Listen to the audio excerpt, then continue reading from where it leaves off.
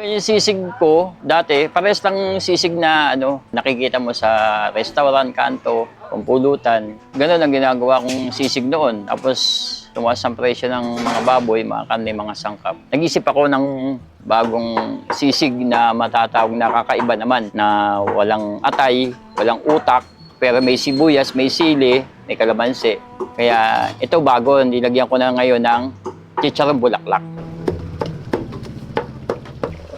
70.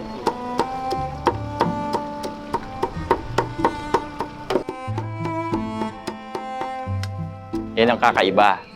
Kasi kung titignan mo lahat ng sisigan dito sa Metro Manila, halos pare-parehas lang. Yung isa lang. So, ibahin ko naman. Gawin ko lang, lalagyan ko ng chicharong bulaklak. So, tinesting ko, okay naman. Nagpi-feedback yung mga customer ko, masarap daw. So, tinuloy-tuloy ko na. Tingin niyo sir, mas masarap pag nilagyan natin. Lalo siyang kumakrunchy. Kasi, aminin natin, masarap talaga ang chicharong bulaklak. Kahit sabihin natin putok-patok.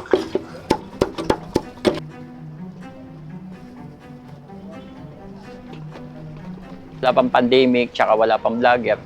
Talagang pinipilahan na kami dito. Kasi yung mga maliliit na bata, tsaka mga high school, elementary, mga suki ko na yan eh. Hanggang sa lumaki na sila.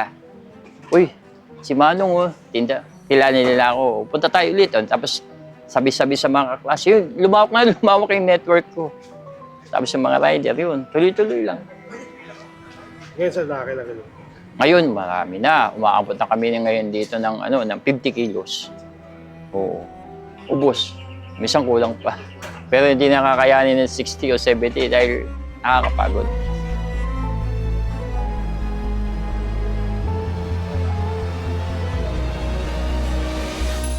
Ako si June, sa AJCC, dito sa Project 4, Quezon City. Ang pwesto ko, Kanto ng Magad Salamat. Pinaka-landmark niya, Save More. Bali, nagtitinda ako ng sisig dito. Bali, 12 years na akong nagtitinda ng sisig. Ayun ang kinabubuhay namin dito sa pang-araw-araw.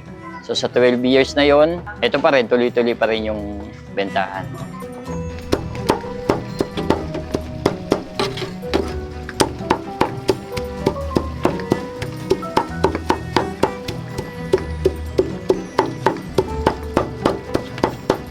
Ang customer namin dito, mga rider, mga estudyante, mga elementary at high school, tsaka college. Kasi meron nga silang sa estudyante meron akong 35. Mabibili pa rin nila, makakakain pa rin sila na worth 35 pesos, na busog na sila. Kasi murang-mura na yun sa 35. Tapos kung gusto niyo naman ng ayaw ng 35, may budget kayo, pwede 60.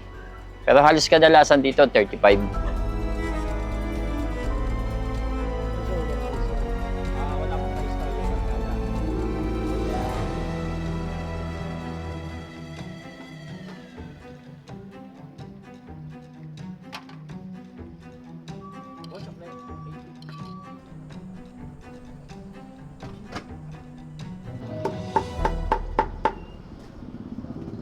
Naitulong?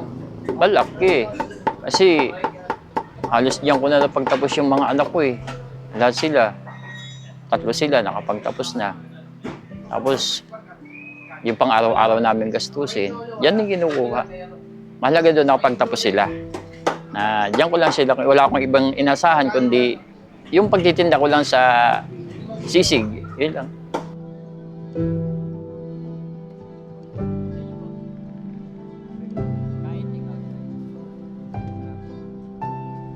Wala naman trabahong madali eh. Lahat paghihirapan ko talaga. Ang kagandahan lang kasi dito, hawak mo oras mo, wala kang amo, yun. So, sa hirap, mahirap talaga. Pero mapipil mo naman yung, hindi mo naman yung hirap pag makikita mo na yung customer mo nasisiyahan. Na-appreciate nila. Okay na sa akin yung masayahan yung customer. Nakakatanggal ng pagod.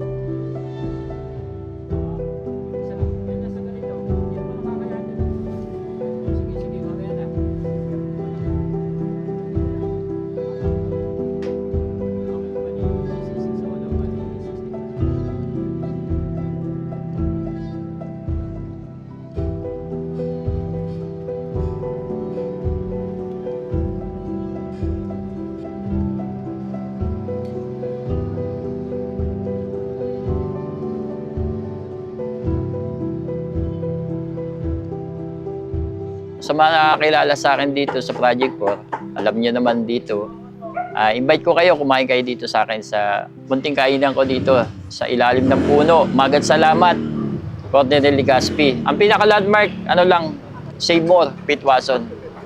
Start ako ng 11 hanggang 5 p.m. Okay, okay. Thank you po, thank you po. Thank you. Salamat.